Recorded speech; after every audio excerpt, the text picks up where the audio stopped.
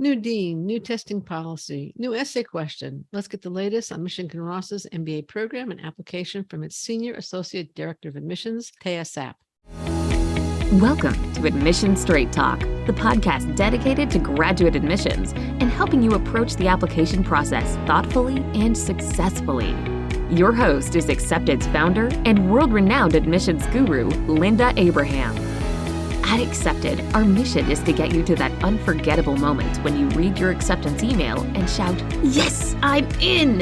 Confident you'll be attending the perfect program to help you launch the career of your dreams. Welcome to the 479th episode of Admission Straight Talk. Thanks for listening. Now, you've seen the stats that most people have a great return on their MBA investment, but what about you? Are you going to see that return? And how much will it be? We've created a tool that will help you assess whether the MBA is likely to be a good investment for you individually. Just go to accepted.com/MBA ROI Calc. That's just what it sounds like, MBA ROI CALC. Complete the brief questionnaire, and you not only get an assessment, but the opportunity to calculate different scenarios. And it's all free. Again, use the calculator at accepted.com/MBA ROI Calc to obtain your complimentary assessment. It gives me great pleasure to have on Admission Straight Talk for the first time, Taya Sapp, Senior Associate Director of Admissions at Michigan Ross School of Business. Taya practically bleeds Michigan blue. She graduated from the University of Michigan with a bachelor's degree in American culture in 2003, worked as admissions counselor at another college for several years, and then returned to Michigan. She joined the admissions staff at Michigan Ross in 2011, rose through the ranks, and today is the Senior Associate Director of Admissions. Taya, welcome to Admission Straight Talk. It's a pleasure to have you on the show. Hi, Linda. Thanks. Glad to be here. Great. Now, I'd like to start with some general questions about Ross and then focus a little bit more on admissions and the application. Okay? Sure. Okay. Could you start with a basic overview of Ross's full-time MBA program for listeners who may not be that familiar with it, focusing on its more distinctive elements? Yeah. I think the one thing that we are really known for is learning by doing. And so I always like to tell people, if you learn best by doing, there's no better place to be than Michigan Ross. So I can give a couple examples of that. The cornerstone is MAP. It stands for Multidisciplinary Action Projects. It's a 7-week consulting project that every single student does at the end of their first year at Ross. So this past year, we had projects with Blue Origin or a social responsibility project with Amazon. We had nonprofits that students were working with, analyzing data sets to help design fundraising campaigns. So a pretty big variety in the projects. It's a huge differentiator for us because students spend a full 7 weeks doing it, and then get to do their internship. So a lot of times people think of it as almost like 2 internships. And right. It's also a great opportunity for travel. We did start sending people internationally again this year. So okay. The nice thing is the sponsor covers all travel expenses. So it's a really great way to do that. That is great. It's quite an opportunity. So you could have an internship, or you could have the MAP project in one location, the internship in another location. Mm-hmm. That's great. Now, there's a lot new at Ross. There's a new dean, a new short essay question, which we'll get to a little later. Can you tell us a little more about what's new and breaking news at the Ross MBA program? Yeah, the new dean is starting August 1st. So we are really excited to have her come to Ross and see her vision and be a part of the, leading our new community here. Mm-hmm. But I think a few other things I'm excited about. We started something called the Business Plus Tech Initiative this past year. And that's kind of a hub for everything tech. So they launched a tech literacy week, and that's going to be expanded beyond that. But it has a bunch of workshops to help people orient themselves to different areas of tech. So everything from how a lack of diversity can impact artificial intelligence to boot camps on machine learning and different programs like Python and blockchain. So a lot of different sessions on that. They have a tech innovation jam. So really helping prepare students for not just the recruiting aspect, but the actual knowledge in tech. So we have 7 different student investment funds at Ross, and the newest one just started this year. It's called the Michigan Clean Venture, and it's focused on clean tech investments. So I think that's really exciting that, our students saw a need for that, to be saying, look, we want to be making investments specifically in clean tech, and we're able to launch that this past year. So I'm really excited to see both of those be growing. Right. That's fantastic. And is there anything that people, well, obviously the new things are things that people don't know about Ross necessarily because they may not be up on the news, but is there anything like that you think people generally don't realize about Ross that you'd like them to know, or any myths you want to dispel? I think the biggest one is people have an association that when you go to a business school, you're more likely to end up there post MBA, like that's where you get your job. And I know that is true for some business schools, but with Ross, that's really, really not the case. We have three quarters of our students going to the East Coast, the West Coast, or Chicago. Wow. And the East Coast and West Coast alone are about 30%. So it's large portions of our students that are really going, we like to use the phrase, go blue, go anywhere. Okay. Now let's turn to the application. Ross was asking applicants who do not want to take a test to request a test waiver in the past. Now Ross is requiring either the GMAT, the GRE, the MCAT, the LSAT, or a statement of academic readiness. Now, I don't see the EA in there. Is that an omission on my part, or is it that the EA is not accepted? That is true. We don't accept the EA. Okay, so it's the GMAT, the GRE, the MCAT, or the LSAT, or a statement of academic readiness. Yes. I know what the tests are. What is a statement of academic readiness? Yes, most people are familiar with the test. The statement of academic readiness is new for us. So we have, like you said, we have done a test waiver the past 2 years, which was a separate application. And we decided to streamline it build it into the admissions application this year so that we can basically review everything that you're submitting with your application to understand, if you're ready for the academic rigor at Ross. So we'll look at transcripts, we'll look at your resume, we'll look at recommendation, all those things as a factor for understanding, if we think you're likely to be successful in the classes. And the statement itself is basically a narrative around what those things are, what you have in your application that are demonstrating you have those strong quantitative skills. And you also have the opportunity to upload a professional license or share anything that might not be in your application that would demonstrate that. And is the focus mostly on the quantitative skills, or is there anything about verbal, writing, communications? Because obviously I realize the quantitative is usually the more challenging, but obviously there is a verbal component to both the GRE and the GMAT, not to mention the LSAT or the MCAT. The focus is mostly on quantitative skills. We are gonna, like in the interviews and the essays, we are still assessing, obviously communication skills are important to us, but we have other ways that we're gonna be assessing those as well. Okay. Now, Ross's class profile for the class of 2023 has some pretty impressive statistics, right? 722 average GMAT, 3.53 average GPA. And the stats, I'm not going to quote all of them, also reflected a lot of diversity in the class. What do you look for besides stats as you are evaluating an application? It all boils down to people, like I said earlier, we have this environment of learning by doing, and we want to find people who are going to thrive in that environment and have different qualities that, they're probably comfortable with ambiguity and adaptable. And those are all things that are important when you're in these environments of learning by doing. It's not just those. I should also say, it's not just one or two traits we're looking for. We want diversity in the class. We want to know that everybody's kind of bringing their own unique qualities, and I guess the other side is know who they are at obviously 10 a.m. when they're working, but 10 p.m. too. Know who they're going to be in the community and how they're going to be involved. Okay. And how do people present that? The most common way is in the essays. So our essays are written to kind of dive into some of those traits. We ask things like, I was challenged when, I was humbled when. I want people to know that. And that's where we get to know who they are and what they care about, what their passions are, when they've taken risks, how they've built that resilience. And it's not everybody has to demonstrate that exact same trait, but I think understanding those things that are important to them or that really stand out for them in particular help us. I think actually what they choose to write about is also revealing. Yes. Not only what they say, but what the topic. Yeah. Now, as we touched on the essays a minute ago, what are the essay requirements at Ross for this cycle? I believe there was some change in the required essays, not the optional ones.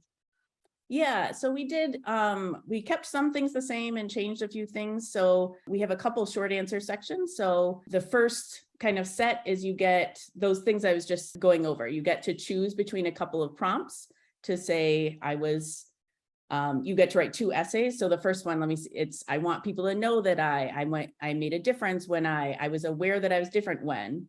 And then the second one is I was out of my comfort zone when, I was humbled when, and I was challenged when. So they get to pick one question from each of those.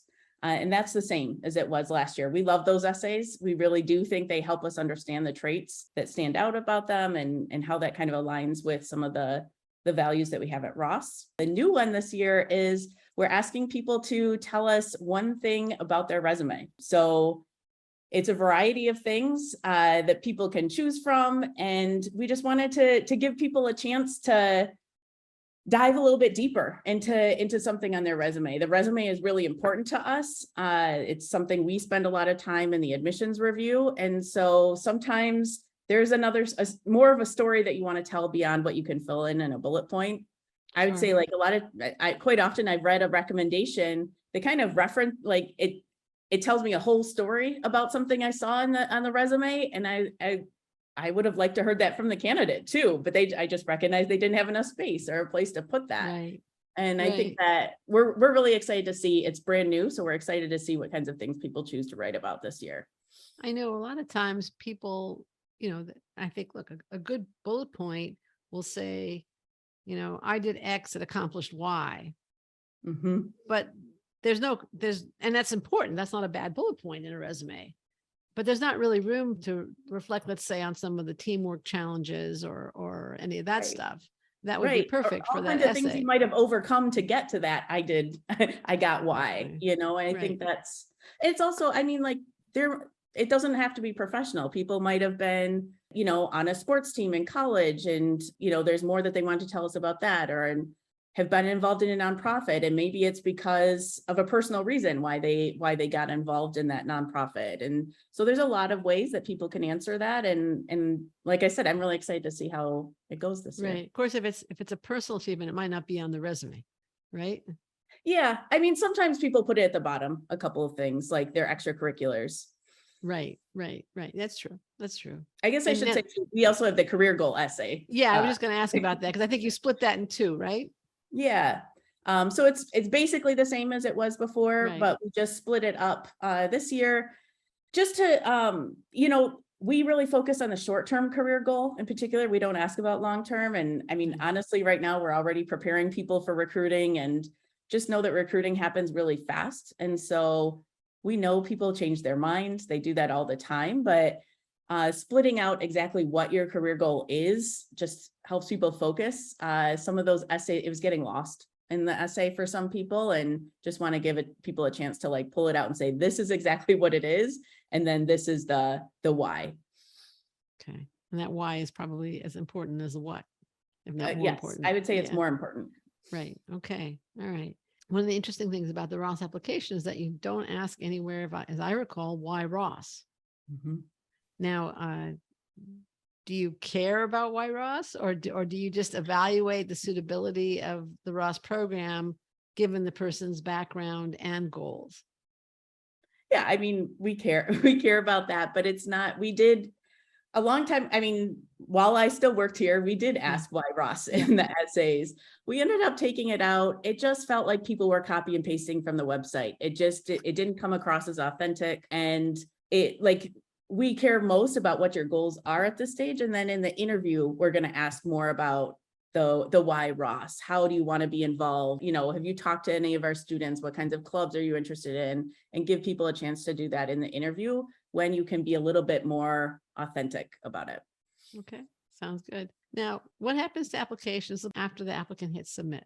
Yeah, the main thing that we start with is that figuring out if you're ready academically. What does that look like? Because that's easy to tell from everything that you're submitting on paper before we have the interview. So that's the first step, is we're looking at that and saying, okay, do we think that they have what it takes to be successful in the classes here? Obviously, there's a lot of people that have that and might not get the interview invitation too. And so we're looking beyond that. We read all the applications and just do an initial review of, in addition to academics, their professional background seems to to be competitive, and that like it looks impressive, or there's something really interesting about this person and I want to know more, because that's basically what the interview invitations are. Like, do we want to know more, and How many people review the application? We have our team that is full-time staff, and then we have some part-time application readers too. So I'd say it's all together probably 20, maybe a little over 20 different people. But I mean, is each application reviewed twice or 3 Oh. times? Yeah. So before the interview, we do it twice just to do that. And then once the interview happens, we do another full read and then talk about it in committee. All right. And if the two agree, either interview or deny, that's easy. But what if you have a split between the two reads and a third person reads it? Yeah, we talk about it as a team usually. All right. Okay. What can And applicants? the other thing is just look at them relative to what does our whole pool look like? Right. Yeah, that makes a lot of sense. What can applicants expect if they're lucky enough to interview? Are you interviewing now on campus, in person, virtual? That's all in flux. Yeah, so we are doing all of our interviews virtually, and all will be with alumni. We decided it was just the best way to keep things equitable. And so we're going to stick with that this year. I guess the other thing to keep in mind is these aren't like gotcha interviews. We're genuinely trying to get to know you and your background better. So asking about your professional experience. And this is where we ask the why, Ross. So people can always expect to be asked why Ross, why an MBA, why an MBA now? You know, you've been doing this now about 11 years at Ross. You've reviewed, I don't know how many thousands of applications at this point. What's a common mistake or mistakes that you see applicants make in this process? Yeah, I think honestly, one of them is kind of overlooking the importance of the resume. We really do spend, that's the first thing I look at when I open an application, and it's the snapshot of your whole professional career. And so I think it's really important. And I've seen a lot of people kind of just assume I already have that done. I don't need to worry about that. Let me focus on the essays. And I think it's important to think like this should not be the same resume that you might have just applied for your current job with, and what that looks like, because it might include a lot of technical jargon that is only appropriate for your particular career path. It might not have as much, I mean, hopefully it has impact. But I think earlier in our careers, we're more often thinking about what our responsibilities are and need to be shifting into the impact. And so I think I do see a lot of resumes that people just, it doesn't seem like people have stopped and like really spent time on thinking about how they want to be representing their professional career and what that looks like. So that's what I think. Yeah, I frequently say, obviously it's now July, this will air in August, but I frequently tell applicants who want to start early to get your resume done. Yeah. You know, and focus on your accomplishments, not your responsibilities, you know, that kind of stuff. So that's a great input, I think. Now, we asked listeners recently what they would ask an admissions director if they could. We had a wonderful response, and here are a couple of their questions. What surprises Michigan Ross MBA students the most when they actually start at Michigan Ross? Yeah, that is an interesting question. I think it's a lot of people, it's ironic because a lot of people choose to come to Ross because of the community, but I can't tell you how many students say, you know, I heard it was great, but once I got here, I really experienced it and it was even better than I thought. And so people really do share interview questions and help people out, even though you're recruiting for the same jobs. But there's also just, I think we do a lot as a school to help facilitate building community too. So we have events like Food, Friends, and Culture, where each month there's a different kind of cultural club, or, you know, it might be like our Brazilian students or our Korean students that hold an event that talks about where there's a couple speakers that are talking about something related to their culture or how they grew up, and then do food, and we get to eat native food. And I think there's events like that. There's a lot of things that are just facilitated to say, there's an event called Look Who's Coming to Dinner, where you sign up, you have no idea who else is going to be at your dinner, and you just get to meet other people within your section. And I think the other thing is just being in Ann Arbor, most people move here and don't know anybody else in Ann Arbor, where in other larger cities, a lot of times you have friends that might be there. And so here you're really getting to know your classmates and building a strong network. And so I think that community is something that it's funny because that's why people choose Ross. But I think that's a lot of times what students are surprised by is actually that it comes through and it's it's not just all talk that people are sharing. Better than I thought it would be. Okay. Yeah. The next listener question is, what advice do you have for applicants who applied in the 2021-2022 application cycle, but who were denied and want to reapply to Michigan Ross this year? Yeah, I just did a webinar on this a couple of weeks ago, so this is top of mind for me. We admit people reapplicants every year. So quite honestly, a lot of times it's more of a function of the pool than the individual applicant. And so I think it's sometimes more of an us problem than the applicant's issue, which doesn't always feel good that that's the case.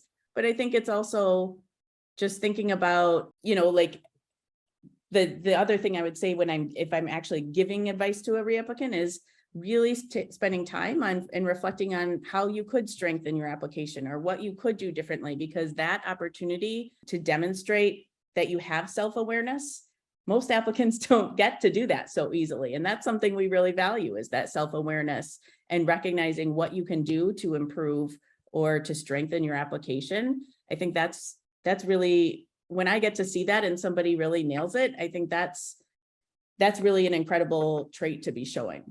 Oh yeah, for sure. Now let's say somebody is planning to apply, not this cycle, but the 2023 cycle. In other words, a year from now, next fall, next summer, whenever. Mm-hmm. What advice would you give to someone thinking ahead, really thinking ahead? Yeah. I mean, I like your advice about the resume. Okay. That's Start early on that. Okay. But I would say, I think the other things are just to really take time to think about why they want to do this, what they like and what they don't like. Maybe start to look up some people, think about different careers they might want to do and look people up on LinkedIn to see what their paths look like. The one thing I would say is don't focus so much on the application process. Think about what types of stretch projects you can do at work, how you can be improving your resume, the things that are going to take a longer time to do, what types of projects can you take on at work? What does this look like that are going to might turn into a bullet point for your resume? I think if you are planning that early, you have time to do that and think about taking on some things that are really going to challenge you that you might be able to write about in an essay or make as a bullet point. That's great advice. Thank you. And there's one question I forgot to ask earlier, and I'm going to circle back to it. And that is, whom would you recommend write the statement of academic readiness? And whom would you say take the test? Yeah, I think so. With the statement of academic readiness, I would say if you do not have strong quantitative skills or a strong way to demonstrate that, you should definitely take the test, because that's how you can demonstrate it if you don't have that in your background. If you think you can do well on a test, take a test, and you have access to do a test. It's hard to do well on a test, and that's a way to stand out in your application. I mean, there's a lot of ways, but having a great test score is one way to stand out. And so if you think you can do well and take it, then by all means do that. But if for some reason you have barriers and you're not able to take the test for any number of reasons, and maybe you have an engineering background along with a CPA, or you have these things that are you have your own personal reasons why you're not able to take a test, and you have these things that are pretty strong examples that you do well in the accounting and finance and all the quantitative courses and at Ross, then go ahead and do the statement of academic readiness. We had some with the test waiver, we admitted some really great candidates, and we're looking forward to be able to do that, continuing to do that going forward. And the candidates that you admitted with a test waiver, either 2 years ago or this past cycle, you wouldn't know, but from 2 years ago, are they doing okay academically? Yeah, academically, I mean, we've obviously been tracking that, because we want to make sure we're setting people to be up successful. They've done well academically. And this summer we have people doing internships at all of the MBB consulting companies. We have people at a few different people at investment banking roles at the big banks. So they've been able to be successful in both recruiting and in classes, but that's because they do have quantitative skills. It's not Right. that we wouldn't award the test waiver if we didn't see that evidence. Great. Wonderful answer. Thank you very much. Anything you would have liked me to ask you that I haven't asked? Anything you want to say about Michigan Ross or the admissions process at this point? I mean, I think I really just emphasize, like, we just did our 30th year of MAP. And so it's something that has been around a long time. Yeah. And it's truly incredible. Like when I ask alums what they love about Ross, it's something like it's the community and it's MAP. Like Really? it's a reason a lot of people come to Ross, and it's something that really stands out. So I just really emphasize like how incredible of an experience it is. And it is a big differentiator for us. So the other thing is make sure, I'd encourage all of your listeners to be talking to student ambassadors. We have over 300 student ambassadors on our website and alums. And the great thing about MAP is since it's required, every single person can tell you about their own MAP experience. That's true. That's true. Great advice. Taya, thank you so much for joining me today. Where can listeners and potential applicants learn more about the Michigan Ross full-time MBA program? You can go to our website, michiganross.umich.edu. Great. Thank you. We're going to include links in the show notes at accepted.com/479 to michiganross.umich.edu, as well as to related articles and interviews. They're all linked to from accepted.com/479. Quick reminder, don't miss the MBA ROI calculator. Find out how much your MBA investment could benefit you financially. Take the quiz at accepted.com/MBA ROI calc. Listener, thank you too for joining Taya Sapp and me for our 479th episode. If you find the show worthwhile, please subscribe.